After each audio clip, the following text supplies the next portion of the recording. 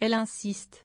Les représentants du nouveau Front populaire, NFP, et leur candidate à Matignon, Lucie Castet, dénoncent ce jeudi 22 août l'inaction grave et délétère d'Emmanuel Macron et se disent prêts à gouverner, à la veille de leur rencontre à l'Élysée en vue de la nomination d'un Premier ministre.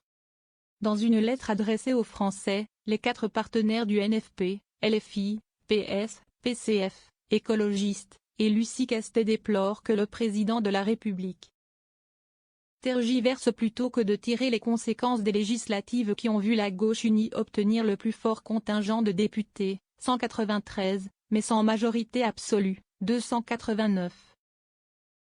Il est plus que temps maintenant de passer à l'action, comme dans toutes les démocraties parlementaires.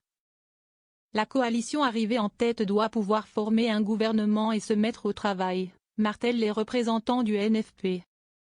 Nous y avons travaillé tout l'été. Nous sommes prêts, affirme-t-il. Combien de temps allons-nous continuer comme si rien ne s'était passé au début de l'été? Interroge les signataires de la lettre, jugeant que l'inaction du président de la République est grave et délétère. Le résultat des élections législatives oblige en premier lieu celui qui l'a provoqué.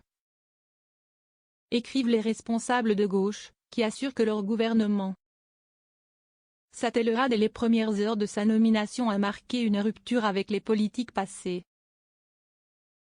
Les représentants du NFP se disent convaincus que l'absence de majorité absolue ne sera pas un frein à l'action qui refusera l'augmentation du pouvoir d'achat. Les parlementaires rendront compte de leur vote, et les citoyennes et citoyens en seront témoins, indique le NFP. Les responsables de gauche réaffirment également plusieurs points de programme en matière de diplomatie. Nous œuvrerons pour faire échec à la guerre d'agression de Vladimir Poutine. Pour obtenir le cessez-le-feu à Gaza et la libération des otages, nous agirons pour la reconnaissance immédiate de la Palestine. Entretien en série à l'Élysée. Les signataires de cette lettre, l'insoumis Manuel Bompard, le socialiste Olivier Faure, le communiste Fabien Roussel, l'écologiste Marine Tondelier ainsi que leur première ministre putative Lucie Castet, seront reçus vendredi à 10h30 à l'Élysée. Avant les représentants de la droite républicaine et des macronistes dans l'après-midi. Jordan Bardella, Marine Le Pen et leur allié Éric Ciotti sont, eux, conviés lundi 26 août. L'Élysée a fait savoir que le président souhaitait avancer vers la constitution d'une majorité la plus large et la plus stable possible au service du pays. Il est plus que temps maintenant de passer à l'action, comme dans toutes les démocraties parlementaires.